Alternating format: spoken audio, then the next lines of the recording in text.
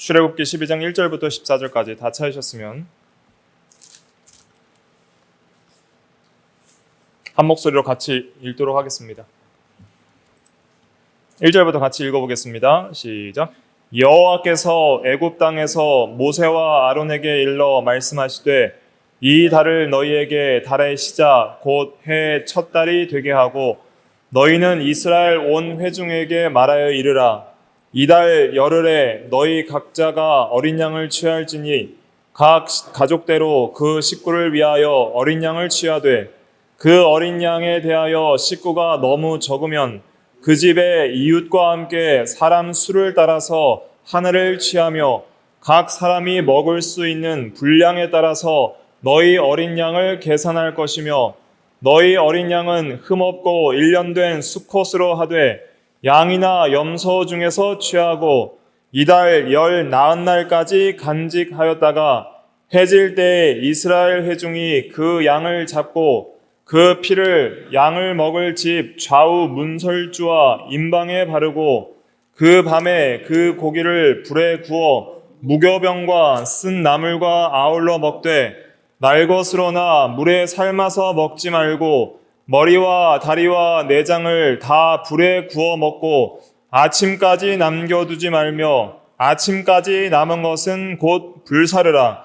너희는 그것을 이렇게 먹을지니 허리에 띠를 띠고 발에 신을 신고 손에 지팡이를 잡고 급히 먹으라.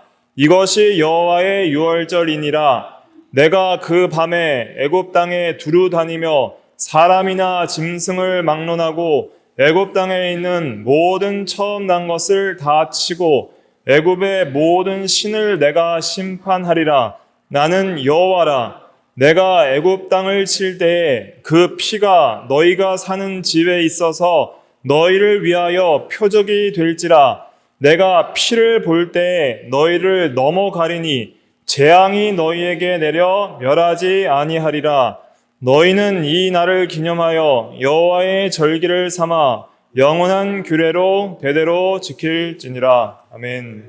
이 시간 교회론 은혜의 외적 수단 아홉 번째 시간으로서 유월절과 성찬에 대해서 살펴보도록 하겠습니다. 프린트를 2장 나눠드렸는데 내용이 좀 많아서 좀 읽어가면서 빠르게 좀 말씀을 증거하겠습니다. 유월절과 성찬은 긴밀한 관계가 있습니다. 유월절은 이제 구약의 성례이고요. 구약에 있어서의 그리스도의 구속을 예표하는 그 출애굽 사건을 기념하는 식사였습니다. 그러니까 옛 언약에 속한 식사. 그러니까 옛 언약이라고 하면은 그 구약에 맺었던 여러 언약이 있는데 그 중에서 옛 언약은 특별히 이제 모세 언약이 옛 언약의 중심입니다. 그 옛 언약의 중심적인 그 성례는 이제 유월절이 되고요. 신약 새 언약의 이제 성례는 성찬이 됩니다. 성찬식 제정도 언제 했어요? 유월절에 하셨습니다. 그러니까 유월절이 신약에서 예수님을 통해서 자연스럽게 성찬으로 변경이 되는 것이죠. 그래서 우리가 성찬을 잘 이해하기 위해서는 먼저 유월절과 함께 이해를 해야 됩니다. 그래서 오늘은 이제 성찬을 바로 들어가지 말고 먼저 그 언약의 식사라는 관점을 통해서 식사가 왜 중요한지, 하나님이 왜 우리에게 구원의 은혜를 가르쳐 주실 때 식사의 방식으로 가르쳐 주시는지, 또 유월절과 성찬에 있어서 어떤 의미가 있는지, 두 개가 어떤 연관성이 있는지를 성경적으로 좀 추적해 나가면서 진리를 공부하려고 합니다.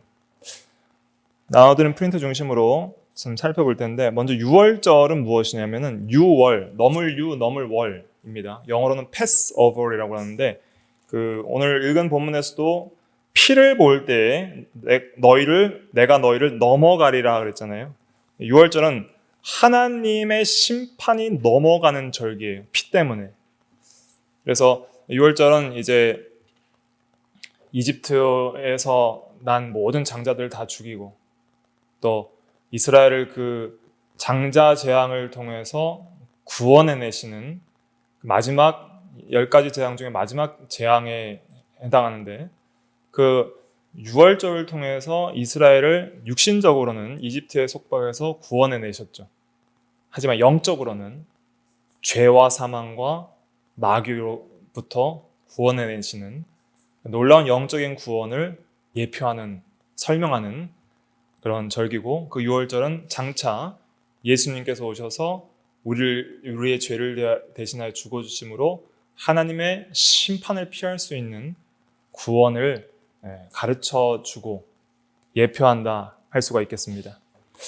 그래서 유월절은 이제 출애굽 전날 밤에 이스라엘 백성에게 유월절 어린 양을 죽이도록 명령을 하셨죠. 그래서 14일, 이제 1월 14일이 유월절이거든요. 그 출애굽한 그 달을 첫 달로 하고 그 달의 14일이 이제 유월절이 됩니다. 그래서 1월 이제 14일까지 간직했다가 그 양을 잡고, 그 다음에 양을 잡은 다음에 두 가지를 실행하라 그랬는데, 첫째는 이제 피를 바르라는 것이죠. 양을 먹을 집 좌우 문설주와 임방, 그러니까 설주와 임방, 문틀이죠. 문틀에다가 피를 발랐습니다. 피는 표지 역할을 한다 그랬어요. 13절에 보니까 너희를 위하여 피가 표적이 될지라 그랬는데, 이 표적이 이제 사인, 표시의 역할을 합니다. 그래서 이 집은 피가 있는 집이다. 대속자를 상징하는 어린 양의 피가 있는 집이니까 심판, 죽음의 천사가 넘어가는 것이죠. 그래서 이 유월절도 그 언약의 표가 있는 것이죠. 이렇게 피가 표예요. 예수님도 이제 성찬 제정하실 때 이 잔은 새 언약을 위한 나의 언약의 피니라 그랬잖아요. 언약의 피인 거예요. 언약이란 건 뭐냐면 하나님께서 우리를 구원하시기 위한 약속을 가리키는 것이죠. 그래서 두 가지 언약이 크게 있죠. 첫째 언약은 행위 언약이에요. 행하면 영원히 살리라. 근데 행하지 못했기 때문에 이제 구속자를 보내줄 텐데, 구속자를 믿으면 너희가 살리라. 그리고 영원히 너희의 하나님이 되고 너희는 나의 백성이 되리라 하는 어떤 구원에 대한 약속이 쉽게 말하면 언약이라 할 수 있는데, 그 언약의 이 표시로 그 언약을 깨닫고 또 믿을 수 있는 표로서 이렇게 피의 역할이 매우 중요했다 하는 것을 이해해야 됩니다. 우리가 예수를 믿는 것도 예수 그리스도의 그 피를 믿는 거잖아요. 십자가의 피. 우리가 대속받은 것은 은과 금이나 없어질 보배로 받은 것이 아니라 오직 보배로운 어린 양의 피로서 구원을 받은 것이다. 베드로전서에서는 그렇게 표현하잖아요. 그래서 이 피가 중요한데, 이스라엘 백성은 이집트 사람과 함께 마땅히 심판받아야 할 죄인이었습니다. 그러나 어린 양이 대신 심판받았기 때문에 이스라엘을 향한 하나님의 심판이 넘어갔습니다. 이 어린 양은 하나님의 아들 예수 그리스도를 상징하죠. 그래서 요한복음 1장 29절에도 보면 세례 요한이 예수님을 보고 보라 세상 죄를 지고 가는 하나님의 어린 양이로다 그랬습니다. 그래서 유월절에도 이제 피가 있죠. 표시로. 근데 진짜 피예요, 그거는. 할례도 피가 있죠. 진짜 피예요. 그건 뭐냐면, 왜 구약시대는 진짜 피가 있어야 되냐면, 아직 예수님이 안 오셨기 때문에, 진짜 피 흘리셔야 할 실체가 안 왔기 때문에, 그 진짜 피 흘리셔야 될 실체를 바라보면서 예표했기 때문에 진짜 피가 필요하고, 예수님 오신 이후에는 진짜 피가 필요 있어요, 없어요? 없어요. 진짜 피 흘리셨기 때문에. 그러니까 그 피를 기억하는 표시만 있으면 돼요. 그러니까 세례도 그냥 물이고, 성찬도 그냥 이제 포도즙으로 하는 거죠. 이제 그 이후에 또 피 흘리면 안 돼요. 왜냐하면 예수님이 진짜 피를 흘렸었기 때문에 그 외에 또 다른 피를 흘리는 것은 의미가 있어요, 없어요? 없단 말이에요. 예수님의 피만 믿어야 되기 때문에 신약의 성령은 피가 없어요. 근데 구약의 성령은 다 피가 있는 거예요. 그 다음에 성찬과 더불어 이제 유월절에는 먹는 것이 있습니다. 먼저는 그 밤에 그 12장 8절부터 보면 고기를 먹으라 그랬고요. 불에 구워서 먹으라 그랬어요. 삶거나 하지 말고. 무교병도 있어요. 무교병이란 것은 무엇이냐면 누룩 넣지 않은 빵입니다. 그러니까 발효되지 않은 빵이죠. 그 다음에 쓴나물을 먹게 되어 있습니다. 먹을 때 어떻게 먹냐면 허리에 띠를 띠고 발에 신을 신고 손에 지팡이를 잡고 급히 먹어라. 이제 떠날 준비를 하고 먹으라는 거예요. 왜 급히 먹어야 되냐면 이 식사의 의미는 구출과 해방을 기념하는 것이기 때문에 여유 있게 이집트에 있는 자세로 먹지 말고 속히 떠날 그 해방을 준비하는 마음으로 먹으라는 것이죠. 해방 기념으로 먹는 거기 때문에. 그 다음에 이제 유월절 식사는 혼자 먹는 게 아니라 공동의 식사, 가족 혹은 이웃과 함께 먹는 식사였습니다. 그래서 가족대로 양을 취하는데 식구가 너무 적으면 그 집 이웃과 함께 사람 수를 따라서 어린 양을 계산해서 취하라 그랬습니다. 그래서 오늘날 이제 성찬에도 이제 혼자 성찬식 하면 안 되고 함께 우리 성도들이 하나님의 가족으로 함께 모여서 공예배 때 성찬을 하고 먹는 것이고, 그 다음에 유월절에도 빵이 있었죠. 발효되지 않은 빵, 무교병이 있었던 것처럼 이제 우리가 빵도 먹고 또 근데 빵은 이제 성찬 때 먹는데 여기 보니까 고기나 이 피는 이제 성찬 때 없잖아요. 근데 이 고기나 이런 피 같은 거는 어린 양 대신 예수님께서 이제 대신 십자가에 지시고 예수님이 이제 십자가에 지시기 때문에 예수님이 어린 양이기 때문에 더 이상 어린 양은 없어요. 그렇지만 예수님께서 피 흘리실 것을 예표하는 이제 포도주를 마시는 것이죠. 그 다음에 이제 무교절로 넘어가면 무교절은 유월절 이어서 7일 동안 지켰습니다.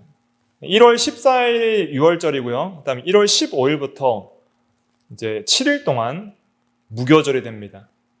그래서 레위기 23장 5절부터 8절에 보면은 그 14일은 유월절이고 그 다음에 15날 15일부터 무교절인데 1회 동안 7일 동안 지키고 그 다음에 무교절은 첫날도 성회로 모이고 마지막 날도 성회로 모여요. 그래서 2번 이렇게 성회로 모이고 총 그러니까 유월절과 무교절을 포함해서 이 총 지키는 날수는 8일을 지키는 것이죠. 그러니까 출애굽 사건을 기억하고 기념하기 위해서 지키는 날이 8일이 되는 거예요. 8일 동안 기념하고 기억하게 됩니다. 꽤 긴 시간을 기억하라고 하신 겁니다. 그 다음에 이제 무교절 기간에는 이 무교병을 먹어야 하는데 특별히 출애굽기 12장 15절에도 보면 그 집 전체에서 누룩을 제거하라 그랬습니다. 그 누룩이 남아있으면 안 돼요. 전체 집에서 모든 누룩, 그러니까 이스트, 발효제를 가리키죠. 그 누룩을 다 찾아서 없애버려야 돼요. 그날 무교절날 유교병을 먹는 자는 이스라엘에서 끊어지리라 그랬습니다. 이 누룩을 제거하라는 의미는 죄를 제거하라는 의미입니다. 이 누룩이 이제 온 덩이에 퍼지는 것처럼 죄가 있으면은 우리 마음속과 교회 안에 쉽게 퍼지는 게 죄거든요. 그래서 이 누룩은 죄를 상징하는데 고린도전서 5장 7절부터 8절을 한번 읽어볼까요? 1페이지 마지막 시작. 너희는 누룩 없는 자인데 새 덩어리가 되기 위하여 묵은 누룩을 내버리라. 우리의 유월절 양 곧 그리스도께서 희생되셨느니라. 이러므로 우리가 명절을 지키되 묵은 누룩으로도 말고 악하고 악에 찬 누룩으로도 말고 누룩이 없이 오직 순전함과 진실함의 떡으로 하자. 누룩 없는 자라는 것은 이제 구원받은 죄사함 받은 자이고 새 덩어리가 되었다는 것은 이제 새 사람, 새 마음을 얻었다는 것이죠. 그러니까 묵은 누룩은 이제 옛 사람입니다. 옛 마음, 죄악된 성향을 가리키죠. 예수님이 죽으셨기 때문에 그 은혜로 우리가 죄사함과 의롭다 하심과 새 사람이 됐다는 것입니다. 그러면서 이제 고린도전서 5장 8절에는 우리가 명절을 지키되 하는데 이 명절은 어떤 특정한 날을 말하는 게 아니에요. 여기서 말하는 것은 매일이 명절이라는 거. 매일이 명절처럼 이제 우리가 거룩한 삶을 살자. 즉 묵은 누룩은 악하고 악의에 찬 누룩인데 이런 죄악 덩어리를 제거하고 누룩 없이 순전함과 진실함의 그런 마음으로 살아가자. 이런 말을 하는 것입니다. 그래서 그 유월절과 무교절을 지키기 위해서 누룩을 제거했다는 것은 형식적으로 누룩만 제거한 것이 아니라 그게 이제 죄사함의 구원의 은혜를 기념하는 구원의 날을 지키는 절기이기 때문에 마음의 누룩을 제거하는 것이 중요하다는 것을 가르쳐 주신 것이죠. 그래서 우리가 성찬을 참여할 때에도 성찬 참여하기 일주일 전에 광고하잖아요. 그래서 다음 주에는 성찬이 있습니다. 일주일간 거룩하게 사시면서 마음의 누룩을 제거하고 그 다음에 성찬을 참여할 수 있도록 준비하십시오. 이렇게 말하는 것도 의미가 있는 것이죠. 무교절의 의미를 이어서 그렇게 하는 것은 아니지만은 그렇게 준비 기간을 갖는 것도 매우 중요하다 하는 것을 알 수 있습니다. 그 다음에 이제 이 페이지로 넘어가셔서 8일 동안 기억하는 기간을 가진 것은 굉장히 중요합니다. 이 구속을 기억하는 것이 얼마나 중요한가 하는 것을 생각할 수 있는 것이죠. 예수님께서도 성찬을 제정할 때 나를 기억하라, 나를 기념하라 그랬잖아요. 기억하는 것이 중요하다. 그 다음에 부모는 자녀들에게 유월절의 의미를 설명할 책임이 있었습니다. 출애굽기 12장 26절 27절 읽어볼게요. 시작. 이후에 너희의 자녀가 묻기를 이 예식이 무슨 뜻이냐 하거든 너희는 이르기를 이는 여호와의 유월절 제사라. 여호와께서 애굽 사람에게 재앙을 내리실 때에 애굽에 있는 이스라엘 자손의 집을 넘으사 우리의 집을 구원하셨느니라 하라 하매 백성이 머리 숙여 경배하니라. 예. 그래서 오늘날 부모는 자녀에게 또 목사는 교인들에게 복음이 무엇이고 유월절과 성찬의 의미가 무엇인지를 설명할 의무가 있습니다. 가톨릭 교회에서는 성찬의 의미를 모르고 그냥 의식적으로 참여만 하거든요. 왜 하는지 모르고 참여하는 것이죠. 오늘날 교회에서도 성찬식을 참여할 때 그것을 왜 해야 되는지 모르고 참여하는 성도들이 상당히 많이 있다고 생각이 됩니다. 왜냐하면 저도 어릴 때 한동안은 성찬이 뭔지 잘 모르고 참여했거든요. 그냥 장례식 지내는 줄 알았어요. 성찬 참여할 때 전부 그냥 예수님 죽었으니까 다 울어야 되고 뭔가 초상집 분위기고 그런 느낌만 가지고 있었죠. 그래도 예수님 날 위해서 피 흘려주시고 몸부려 주시고 감사합니다 하는 그런 감사하는 마음을 가지고 좀 은혜를 받으려고 했지만은 어떤 풍성한 의미, 즉 어떤 식사의 의미의 그 깊은 뜻을 모르는 거예요. 그러니까 물론 이 유월절이나 성찬을 통해서 그 예수님의 죽으심을 기억할 때 나를 위해 몸부려 피 흘려 죽으신 주님의 은혜를 감사하면서 내 죄를 회개하면서 눈물 흘리는 것도 필요합니다. 그런 엄숙한 묵상도 필요하지만은 이 식사의 의미는 우리의 영혼의 생명을 살리고 강건하게 하고 더욱더 충만하게 하고 특별히 포도주는 우리에게 기쁨을 주는 거예요. 예수의 피의 죽음은 우리에게는 생명의 잔치와 기쁨을 주는 능력이 된다는 것을 가르쳐 주는 것이죠. 그러니까 유월절이나 성찬이나 이것은 하나님께서 우리에게 베푸시는 생명의 잔치와 음식을 상징한다. 먹고 힘과 기쁨, 그러니까 힘도 있고요. 그러니까 잔치는 먹음으로써 힘과 능력을 얻는 면도 있지만은 기쁨과 교제의 면도 있어요. 그러니까 우리가 어떤 좋은 명절에 잔치에 초대를 하면 명절이잖아요. 6월절도 명절인데 초대하는 손님은 내가 사랑하는 손님들 초대해서 잘 대접해서 교제하려고 초대하는 거잖아요. 식사 초대는. 하나님께서 베푸시는 생명의 사랑의 식사의 잔치가 6월절과 성찬이에요.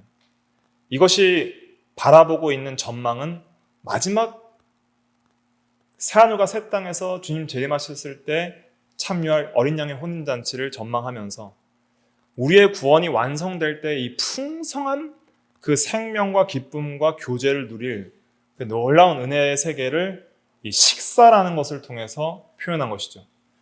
오늘날 우리 한국 사회에서의 식사는 유대인들만큼 그렇게 어떤 예민하게 중요하게 생각하지는 않는 것 같은데 유대인들에게 있어서 식사라는 것은 누구와 교제하느냐를 결정하는 굉장히 중요한 수단이었거든요. 그러니까 누구랑 식사한다는 것은 그 사람과 깊은 유대관계와 교제를 갖고 한 식구적인 관계를 갖는다는 것이기 때문에 예수님께서 오셨을 때 세리와 창기들과 이렇게 죄인들이라고 취급받는 사람들이랑 식사할 때 이 바리새인들이 왜 죄인과 식사를 하느냐 그렇게 말을 하고, 또 이방인과 식사하는 것도 유대인들이 굉장히 엄격하게 조심하고 금했던 것이죠. 식사는 그 사람과 함께 교제한다는 의미가 있기 때문에. 그래서 그런 유대적인 식사적 관점에서 볼 때 하나님이 베푸신 식사는 하나님과의 깊은 교제와 사귐과 즐거움 속에 초대한다는 의미가 있는 것이죠. 그래서 그런 이 언약적 식사의 의미가 있다는 것을 우리가 생각하면서 오늘 좀 내용들을 좀 살펴보면 좋겠습니다. 그 다음에 유월절과 그리스도를 살펴볼게요. 이제 이런 개념을 가지고. 이제 유월절의 이제 성취는 그리스도를 통해서 이루어집니다. 그래서 요한복음 1장에 보면 그리스도가 어린 양 되심을 말하죠. 29절에. 그 다음에 2장에서는 가나의 혼인잔치에서 예수님이 물로 포도주를 만드시는 기적을 행하시거든요. 이것은 굉장히 중요한 의미가 있는데, 그러니까 하나님 나라가 바로 천국잔치가 혼인잔치와 같이 기쁘고, 또 예수를 믿으면은 물이 포도주가 되는 것처럼 본질적으로 변하여 새롭게 되고, 가치가 변하고 맛이 변하고 향이 변하고 완전히 새롭게 되는 놀라운 구원의 역사가 있다는 것을 가르쳐 주기도 하지만은, 또 예수님께서 포도주를 공급하셨다는 게 의미가 있어요. 그 잔치 때 예수님의 어머니 마리아가 이런 말 하거든요. 포도주가 떨어졌다. 그러니까 여자야 내 때가 아직 이르지 아니하였나이다. 이 말을 하거든요. 그러니까 이 일종의 그 잔치 자리에서 예수님은 어떤 구속의 그 진리들을 거기서 말씀해 주시는 거예요. 그러면서 때가 이를 때 이제 예수님께서 물로 포도주를 만드시면서 예수님의 때에 예수님의 피로 말미암아 구원의 기쁨과 즐거움을 공급할 것을 거기서 이 기적 사건을 통해서 우리에게 가르쳐 주신 거예요. 포도주를 공급하시는 분이 예수님이거든요. 피를 흘리신 분이 예수님이기 때문에. 근데 그 피가 우리에겐 기쁨이 된다는 거예요. 그 피로 말미암아 우리는 그리스도와 하나님과의 교제와 사귐의 잔치 속에 들어갈 수 있는 놀라운 은혜를 얻게 된다는 것을 가르쳐 주시는 것이죠. 그래서 2장에서는 포도주를 공급하시는 분이 예수님이고요. 6장에서는 그리스도가 생명의 빵, 떡이라고 번역됐는데 원어의 의미는 빵입니다. 주식이에요. 밥의 의미예요. 그래서 생명의 떡이 되시고 참된 양식과 참된 음료가 되심을 말씀해 주시죠. 요한복음 6장 35절에 보면 예수께서 이르시되 나는 생명의 떡이니 내게 오는 자는 결코 줄이지 아니할 터이요 나를 믿는 자는 영원히 목마르지 아니하리라. 55절에는 내 살은 참된 양식이요 내 피는 참된 음료로다. 이렇게 자신을 양식과 음료로 계시해 주셨습니다. 그리고 이렇게 요한복음에서는 가나의 혼인잔치에서 공적 사역을 시작하셨고, 그 다음에 요한은 요한계시록에서 어린 양의 혼인잔치로 구원의 완성, 구속의 역사가 끝날 것을 묘사합니다. 그래서 요한계시록 19장 9절 한번 읽어볼까요? 시작. 천사가 내게 말하기를 기록하라. 어린 양의 혼인잔치에 청함을 받은 자들은 복이 있도다 하고 또 내게 말하되 이것은 하나님의 참되신 말씀이라 하기로. 그래서 그 어린 양의 혼인잔치에 청함을 받은 사람들은 복이 있고 우리가 바로 그런 복을 얻게 된 자라는 것을 말씀해 주시는 것이죠. 그 복음서에서도 보면은 마태복음 22장에도 혼인잔치 비유가 있고요. 누가복음 14장에도 보면은 이런 풍성한 잔치의 비유가 있습니다. 그 비유의 핵심은 뭐냐면은 초대받을 만한 손님에게 초대장을 보냈더니 다 거절하고 사양하고 초대를 거절했어요. 그러니까 주인이 이제는 화가 나가지고 저 길거리에 가서 그냥 천한 자들 아무나 다 데리고 와라. 그래서 막 값없이 그냥 구원을 얻게 하시는 것이죠. 이것은 구원을 얻을 만한 자격이 있었던 유대인들은 예수님을 배척했고 자격 없던 이방인들은 이렇게 구원받을 것을 예표하는 것도 있고 또 우리 모든 죄인들이 자격이 없지만은 이런 귀한 혼인잔치에 초대받게 된 것을 말씀해 주시는 것이죠. 그리고 그 풍성한 식탁이 예배되어 있었는데 그 식탁은 하나님이 그분의 백성에게 주시는 영적인 복, 생명, 기쁨, 평화, 영광 등을 의미하는 것입니다. 그리고 그 식탁을 통해서 주시고자 하는 궁극적인 복은 즉 하나님 자신을 가리키는 거예요. 하나님과 함께 먹고 마시면서 하나님 자신과 교제하고 누리는 것이죠. 그래서 주의 식탁은 죄인들을 초대하는 이제 복음의 메시지죠. 초대하고 죄인을 이제 구속하고 몸부림을 피 흘려주시고 죄인들을 하나님과의 교제로 초청하는 점에서 하나님의 긍휼을 의미합니다. 결국 이 식탁은 궁극적으로 이제 교제와 사귐, 깊은 교제와 사귐과 연합까지 들어가는 거예요. 하나님과의 교제하는 영광은 이 생에서만 제한되지 않습니다. 이 생에는 좀 희미하고 부족하죠. 죽음도 하나님과의 교제를 뺏을 수 없고 오히려 실제로 예수님의 최고의 것은 아직 오지 않았습니다. 예수님께서도 성찬식을 이 세상에서 딱 한 번만 하셨거든요.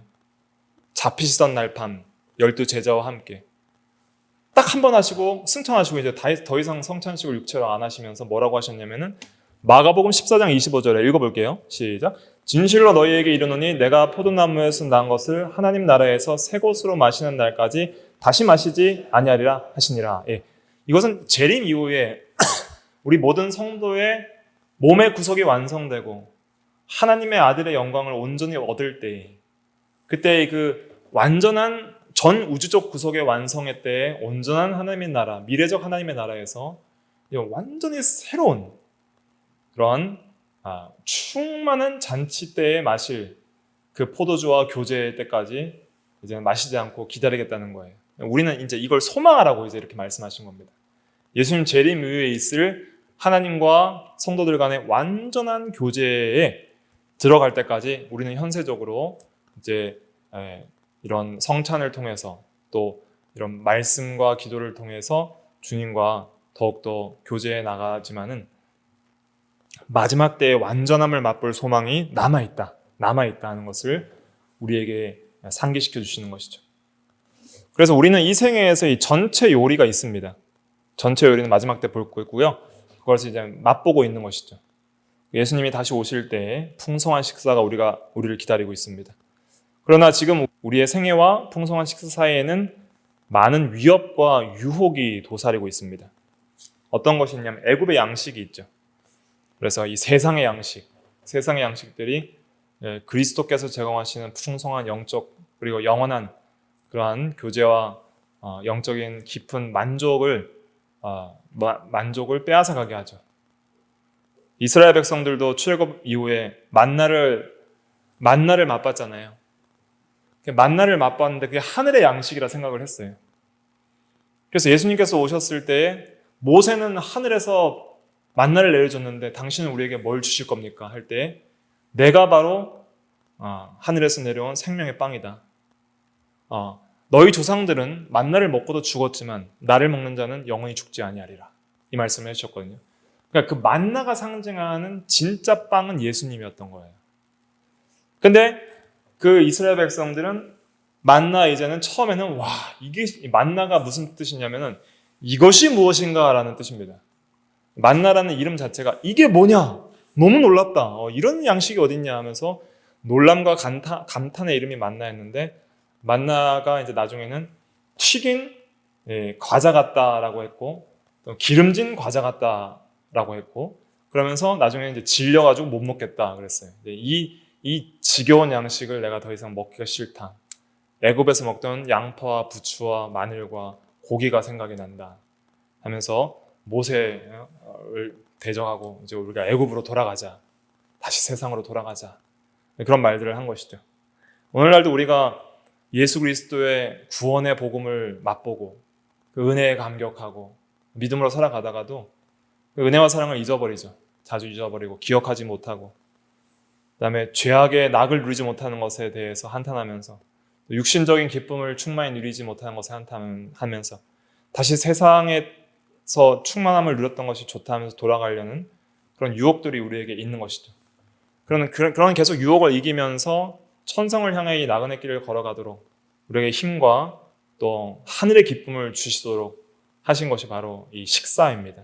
이 식사는 사실 어떤 의미에서는 매일 진리 안에서 믿음 안에서 먹어야 되죠. 그리스도의 살과 피를 매일매일 먹어야 됩니다. 하지만 특별히 우리가 이제 성찬을 통해서 다시 기억하고 더 은혜를 강화시키기 위해서 신약 교회의 성도들에게 주신 성례라 할 수가 있는 것입니다. 그래서 하나님은 참 자녀들을 그날의 식탁으로 인도하기 위해 지금도 여전히 일하고 계시며 예수님은 우리가 이 사실을 알기를 원하십니다. 하나님이 이러한 헌신을 표현하시는 방법 중에 하나는 새 언약의 표지와 새 언약의 식사인 주의 만찬입니다. 그래서 주의 만찬에 있어서 이제 주의 만찬은 다음 시간부터 더 자세하게 본론적으로 살펴보고 지금 서론적으로 좀 살펴볼 텐데요. 주의 만찬은 이제 우리가 믿는 바 복음이 무엇인지를 좀 깨닫게 하고 또 확실히 믿을 수 있도록 그것이 사실인 것을 시각적으로 보여주고 또 확인시키고 또 믿음을 견고하게 할 수 있는 은혜를 주시는 것이죠. 예수님은 잡히시던 날 밤에 주의 만찬을 제정하시면서 자신이 겪을 고난과 죽음에 초점을 맞추십니다. 그래서 이제 3페이지 넘어가시면 어떻게 제정을 하셨냐면 주님은 이제 떡을 들고 그 성찬을 제정하실 때 기도와 말씀이 항상 같이 있었어요. 은혜의 외적 수단에는 말씀, 기도, 성례라 그랬잖아요. 근데 이 성례에 항상 따라오는 게 뭐예요? 기도와 말씀이 같이 오는 거예요. 기도와 말씀이. 그래서 주님께서 떡을 들고 감사 기도하시고 떼어서 말씀과 함께 떡을 분배하시고 잔을 들고 감사 기도를 하시고 잔에 대한 말씀과 함께 잔을 주셨어요. 그러니까 성례에 있어서 기도와 말씀이 같이 가야지 은혜가 되는 거예요. 그러니까 말씀 기도 자체도 말씀만으로도 우리가 은혜를 받을 수 있지만은 성례는 말씀과 기도를 빼고는 은혜를 받을 수 있어요, 없어요? 없다 이거예요, 없다. 그래서 성찬 때도 목사가 기도하는 것도 중요하고 여러분들이 그 중간중간에 기도하셔야 됩니다. 기도하시면서 은혜를 삼하는 게 중요하고 말씀을 묵상하면서 기도하셔야 되는 것이죠. 떡과 빵과 포도주가 의미하는 것이 무엇인지를 깨닫고 그때 주시고자 하는 은혜가 무엇인지를 깨닫고 그것을 그 말씀의 이해와 함께 기도로서 믿음으로써 참여할 때 하나님의 성령께서 믿는 자에게 효력 있게 은혜를 주시는 겁니다. 말씀을 읽지 않고 다음 시간에 읽을 거니까 넘어가고요. 그래서 주의 만찬은 뭘 돌아보냐면 이 유월절을 뒤돌아보게 합니다. 굉장히 중요한 표현입니다. 주의 만찬은 뭘 돌아봐요? 유월절을 뒤돌아보게 하는 거예요.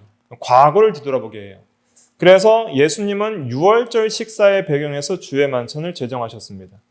그래서 누가복음 22장 15절에도 보면은 성찬 제정하실 때 내가 고난을 받기 전에 너희와 함께 이 유월절 먹기를 원하고 원하였노라 하면서 유월절의 식사를 먹으면서 성찬을 제정하셨죠. 그런데 유월절을 지키는데 제자들이 이제 뭐라고 생각했냐면은 유월절이니까 어린 양이 있겠지라고 생각했는데 어린 양이 없죠. 어린 양 고기가 없는 거예요. 왜냐하면은 예수 그리스도 자신이 유월절 어린 양이기 때문에 어린 양이 없었던 거예요. 즉 유월절에 기대했던 것은 바로 그리스도의 죽음으로써 성취가 되는 것이죠. 그리고 그리스도의 피는 백성의 죄를 덮고 하나님은 자기 백성을 심판하지 아니하시고 넘어가시며 그들의 죄를 위한 대속물인 예수님께 심판을 지팡하시게 되는 것입니다. 그 결과 예수를 믿는 자는 오직 흠없고 점없는 어린 양 같은 그리스도의 보배로운 피로 구속을 받는 것이죠. 그래서 유월절은 옛 언약의 성례이고요. 유월절은 출애굽의 구속 사건을 기념하는 것이었습니다. 주의 만찬은 예수님이 말씀하신 것처럼 이 잔은 내 피로 세우는 새 언약이니 곧 너희를 위하여 붓는 것이라고 선언한 것처럼 주의 만찬은 새 언약의 성례가 되는 것이고 주의 만찬의 성례와 새 언약은 예수님의 희생적인 십자가 죽음, 즉 내 피에 근거를 한다 이렇게 보시면 되겠습니다. 그래서 주의 만찬은 그리스도의 죽으심과 부활하심을 기념하는 식사가 되는 것이죠. 유월절은 뭘 기념해요? 출애굽 구속을 기념하고 성찬은 뭘 기념해요? 예수님의 십자가의 구속을 기념하는 거예요. 그래서 두 언약 다는 위대한 구속 사건에 근거를 하고 기념을 하는 식사가 포함이 됩니다. 기념 식사가 있는 것이죠. 그래서 이제 과거에 이제 옛 언약 아래에서는 예수님 오실 예수를 믿음으로써 이제 용서를 하셨고 이제 예수님이 오셨기 때문에 더 이상 희생제사나 어린 양의 죽음은 필요가 없게 됩니다. 그 다음에 여기서부터 볼게요. 여기서 우리는 유월절 식사와 주의 만찬 간의 중대한 차이점이 있는데 유월절 식사는 아직 역사에 등장하지 않은 메시아를 바라보는 식사였죠. 앞으로 어린 양이 예표하신 메시아가 오실 것이다 하면서 앞만 바라보고 있는 식사가 유월절 식사고요. 반면에 주의 만찬 앞뒤를 다 바라봅니다. 먼저는 주의 만찬은 이미 등장한 메시아인 그 예수 그리스도를 돌아보는 것이죠. 그러니까 신약교회 우리의 성찬은 2000년 전에 오셔서 죽으신 예수 그리스도의 십자가의 죽으심을 되돌아보는 것입니다. 하지만 또한 우리는 앞으로 올 완성될 주의 만찬을 또 바라보는 것이죠. 예수님께서 오셔서 새 것으로 마시기까지 마시지 않겠다고 하시면서 예비해 놓으신 어린 양의 혼인잔치를 바라보는 거예요. 그러니까 우리 신약교회 성도들은 뒤도 바라보며 기억하고 앞도 바라보며 소망하는 두 가지가 다 있어야 됩니다. 초림하셔서 우리를 위해 죽으신 예수 그리스도를 바라보면서 성찬을 하고, 그러면서 그의 죽으심과 은혜 때문에 우리가 새 생명과 기쁨을 얻는 것을 경험하면서 맛보면서. 근데 이것이 다가 아니다. 이게 다가 아니에요. 완성된 하나님의 나라에서 주실 그 완전한 잔치와 교제가 예비되어 있다. 이미 식사 초대가 예비되어 있는 거예요. 그러니까 가장 귀하신 분이 우리를 이미 잔치 초대를 해놨어요. 티켓 다 받아놨어요. 이제 그걸 바라보면서 이제 맛보기로 이제 맛을 보면서 그것을 이제 소망하면서 가는 것이 우리 성도의 삶이다 하는 것을 가르쳐 주시는 것이죠. 그래서 예수님이 재림하시고 완성된 하나님 나라에서 어린 양의 혼인잔치에 참여하여 먹고 마실 완전한 식사와 교제를 주의 만찬은 바라보고 예표하는 것입니다.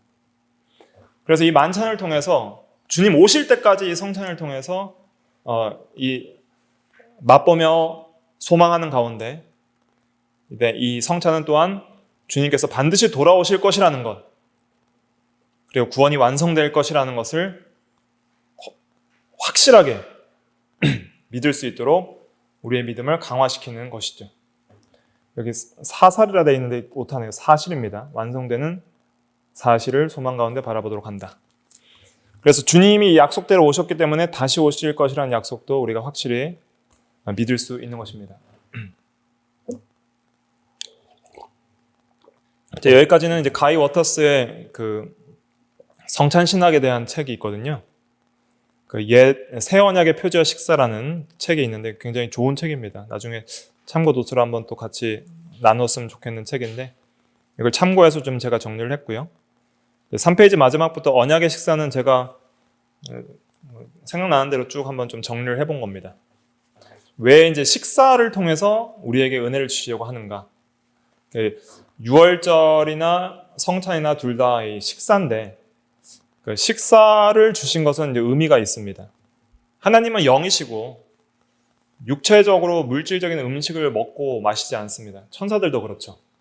하나님은 자존하시기 때문에 존재의 근원을 자신 안에 갖고 계시기 때문에 어떤 피조물을 의지하면서 살아가는 분이 아니에요. 하지만 천사들은 하나님을 의지하며 살죠. 하지만 영적인 존재이기 때문에 물질적인 음식을 먹지는 않아요. 하지만 하나님을 힘입어서 살며 기동하며 존재해요.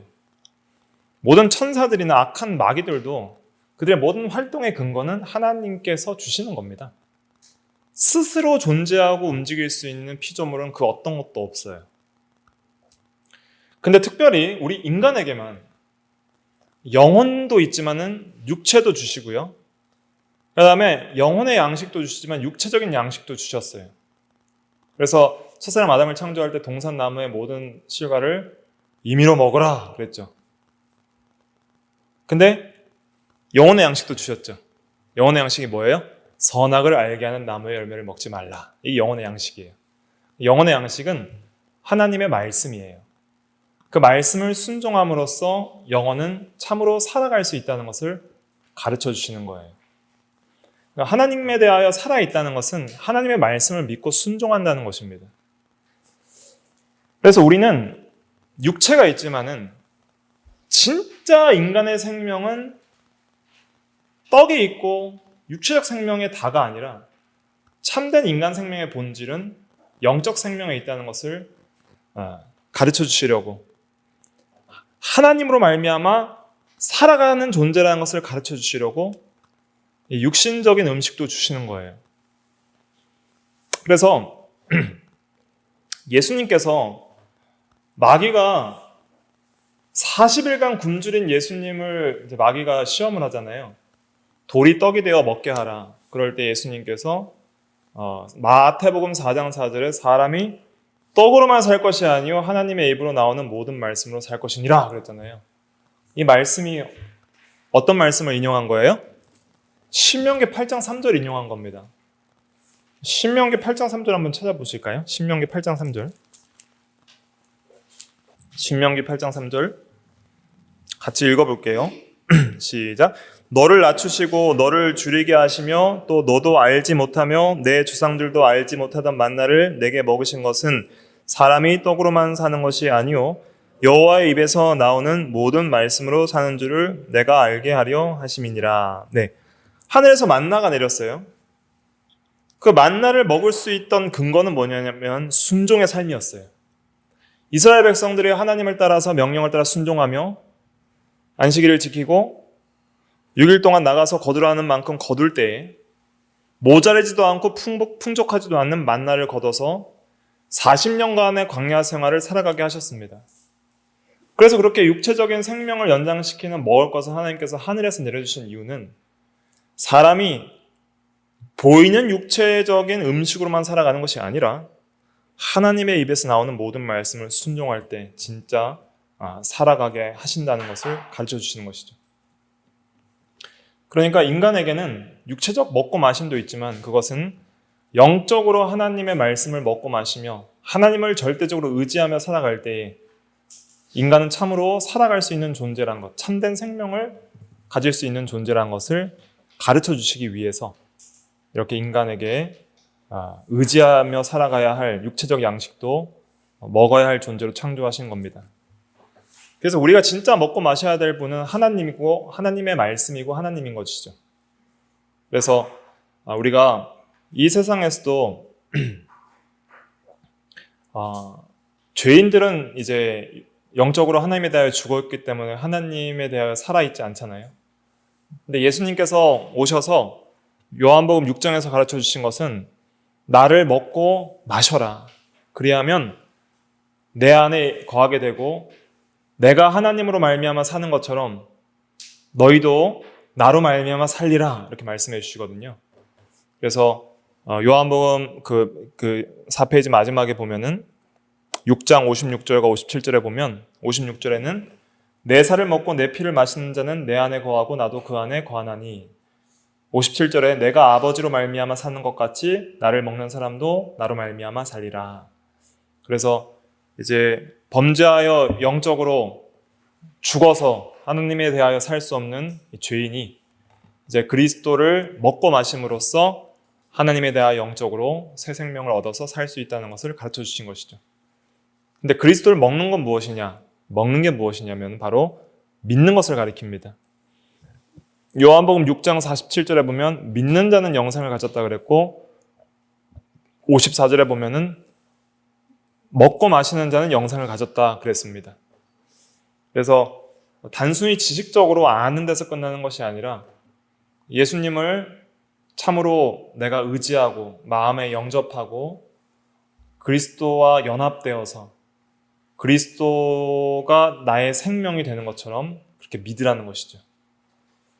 외부적인 음식이 내 안에 들어와서 나에게 살과 생명과 기쁨이 되고 만족이 되는 것처럼 내 마음 밖에 계셨던 예수님을 내 마음의 성령으로 모시고 믿음으로 모셔서 믿음으로 말미암아 그리스도께서 너희 마음에 계시게 하시옵고 하는 기도처럼 에베소 3장에 우리가 주님을 모시고 주님을 생명으로 삼아 나가는 그 삶이 진짜 영생을 누리는 것이고 그게 참된 인간의 생명이라는 거예요.